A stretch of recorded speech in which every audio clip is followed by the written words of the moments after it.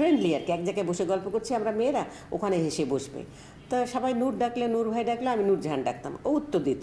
আমার চোখে এখন এত জীবন্ত মনে হয়, আয় আয় আয় আয় বস বস। পাশে বসলাম, তারপর আমার এরকম ঘাড়ে হাত দিয়ে বললো কি, তোকে দেখে মনটা খারাপ হয়ে গেল রে। ওরে আমার হবে না, হচ্ছে না তো মনে হয়, আইসে চলে যায় কেন ফট করে, দূর কখন কেমনে ধরবো। ওহ মাই গড, আমার এত খারাপ লাগে না নূরের জন্য ওই জায়গাটুকু। মানুষ হয়তো চিৎকার করে কথা বলতো না, এখন তো দেখে যেই কথা বলে চিৎকার করে কথা বলে, আমার বাবার সঙ্গে চিৎকার করে কথা বলে। আসলেই কি অপরাধী নিয়েছে না না অপরাধী নিয়েছে তো বলতে পারবো না, তবে কষ্ট পাচ্ছি। এই জন্য কষ্ট পাচ্ছি, বয়স হয়েছে তার। আরেকটা হলো যে আমরা যতটুকু তাকে সামনে থেকে দেখেছি, ধরো কাজ করতে যে কাজের বাইরে ও খুবই শিশুসুলভ তার আচরণ, ব্যবহার, কথাবার্তা। তারপরে আমার সে যে আমার চাইতে এত সিনিয়র, সে কিন্তু আমার হাজব্যান্ডের বয়সী, সে মনে হতো না যেমন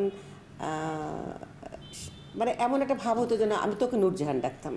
নূরজাহান ডাকতাম এই কারণে, সবাই নূর ডাকতেছে, আমি নূরজাহান ডাকতাম, আমাদের সঙ্গে বসে গল্প করতো, হাসাহাসি করতো, মানে ফ্রেন্ডলি আর কি, এক জায়গায় বসে গল্প করছি আমরা মেয়েরা, ওখানে হেসে বসবে। তো সবাই নূর ডাকলে, নূর ভাই ডাকলে আমি নূরজাহান ডাকতাম, ও উত্তর দিত। মানে এটাই স্টাবলিশড হয়ে গেল, শেষে নূরজাহান ডাকতাম।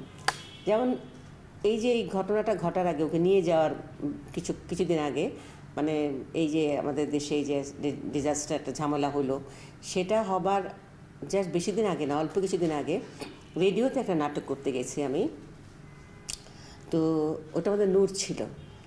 তো আমি রিহার্সাল রুমে, রেকর্ডিং রুমেই রিহার্সাল করে আমরা রেকর্ডিং করবো রেডিওতে। তো আমি পরে যেয়ে ঢুকলাম, নূর আগে গেছে। তো নূর বসা, আমি যে দরজা দিয়ে ঢুকলাম আমাকে দেখে আয় আয় আয়, মানে এমনভাবে ডাকলো, মানে আমার এখনও চোখে বাসে। মানে সাদা চুল, সাদা ফর্সা একটা মানুষ, ছোট্টখাট্টো মানুষ, আর সাদা টাইপের পাঞ্জাবির মতো পরেছে সে। আমার চোখে এখন এত জীবন্ত মনে হয়, আয় আয় আয় আয় বস বস। পাশে বসলাম, তারপর আমার এরকম ঘাড়ে হাত দিয়ে বললো কি, তোকে দেখে মনটা খারাপ হয়ে গেল রে। চিন্তা কর, জহুর আমার বয়সী, সে চলে গেল, আর আমি এখনও কাজ করছি, কাজ করে যাচ্ছি, হ্যাঁ, অথচ জহুর চলে গেল। কথাটা মানে ও যেভাবে বলল, খুব মানে ফিল করে বলল, আমিও আমার মধ্যে একটা ফিলিংস কাজ করলো। আমার তখন গলাটা ভিজে গেল, একটু বুকটার মধ্যে একটা মোচড় দিল, চোখে পানি চলে আসলো। আমার সহজে চোখে পানি আসে না, জহুরকে নিয়ে আমি এত ইমোশনাল কারোর সামনে হই না, কিন্তু নূরের সামনে হলাম এই কারণে, ওর যে আবেগটা, সেই আবেগটা আমাকে তাড়িত করেছে আর কি। যে দেখ, তোকে দেখে জহুরের কথা মনে হলো, মানে এত জীবন্ত ওই সময়টুকু না, আমার মনে এই তো সেদিন, এই তো সেদিন।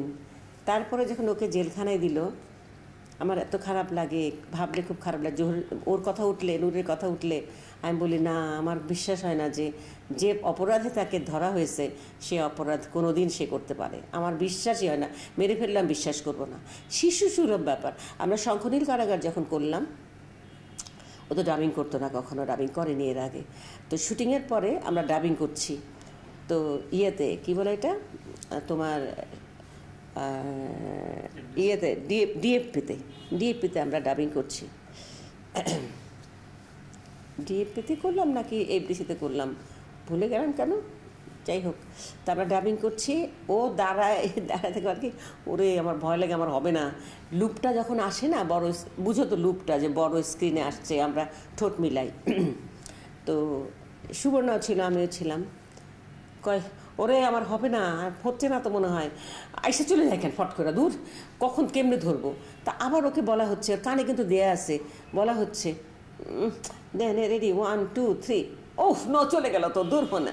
তখন আমি আর সুবর্ণা দুজন দুই পাশে দাঁড়ালাম, তাহলে ওকে ধরলাম হাত গায়ে। আমি যখনই আসবে, যখন স্টার্ট হবে আমরা টিপ দেবো তোমাকে। বলে আচ্ছা। তো আমরা যে ওকে ধরছি, আবার আমাদের দুজনের হাত ধরছে, ধরে নিয়ে তারপরে আসে, আবারও এরকম মিস করে, হচ্ছে না হচ্ছে না। তবে একসময় সে আর হইলো, আমরা বারবার ইয়ে দিয়ে আশ্বাস দিলাম, এই করে করে আলটিমেটলি হইলো। ওই যে ওই সময়টুকু, এই যে ব্যাপারটা, তারপর আমারও কি, তুই তো অনেক সিনেমা করছিস, তুই তো পারোস, আমি তো পারি না, মানে এইরকম আর কি। মানে ওহ মাই গড, আমার এত খারাপ লাগে না ওদের জন্য ওই জায়গাটুকু, যে আমরা যতটা মানে একদম মানে মনে হতো না আমরা সব ফ্রেন্ড। ওর আমার সঙ্গে ব্যবধানের, বয়সের ব্যবধান মনেই হতো না।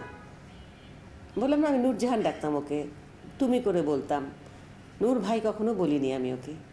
আমি যেটা আমি এখন রিয়েলাইজ করি আর কি, আমি দেখি সমাজের মানুষগুলোর মন মানসিকতা অনেক বদলে গেছে, সে আগের মতো নাই। মানুষের মন মানসিকতা বদলে গেছে, এই কারণে বলছি যে মানুষ আগে চিৎকার করে কথা বলতো না, এখন তো দেখে যেই কথা বলে চিৎকার করে কথা বলে। আমরা বাবার সঙ্গে চিৎকার করে কথা বলে, রাস্তায় যার সঙ্গে কোনো কিছু হয় কী করলি ওই এই হই হই করে ওঠার টেন্ডেন্সি এসে গেছে। আমার ছেলেপেলেরা এরকম হয়ে যাবে আমি কখনোই কল্পনা করি নাই। কারণ আমি সব বাচ্চাদেরকে, যখন আমি মা হলাম তখন থেকে আমি সব ছেলেপেলেকে নিজের সন্তান মনে হতো, ছেলে মনে হতো। সেই ছেলের বিহেভিয়ারগুলো আমি নিতে পারছি না। আমি ফ্রাস্ট্রেটেড, কিন্তু জানো আমি যে তুমি আমাকে বলছি আমি মানসিকভাবে ভেঙে পড়ছি শুধুমাত্র সমাজটাকে দেখে। আমাদের সমাজটা কেন এমন হয়ে গেল? কেন ছেলেপেলেগুলো এরকম হয়ে গেল? পড়াশোনার চাইতে মনে অন্য কিছু করতে চায়। কী যে করতে চায়, কী যে করবে ওরা, ওহ মাই গড। আর আমার মনে হয় না কোনো বাবা মায়েদেরকে কন্ট্রোল করতে পারছে এখন।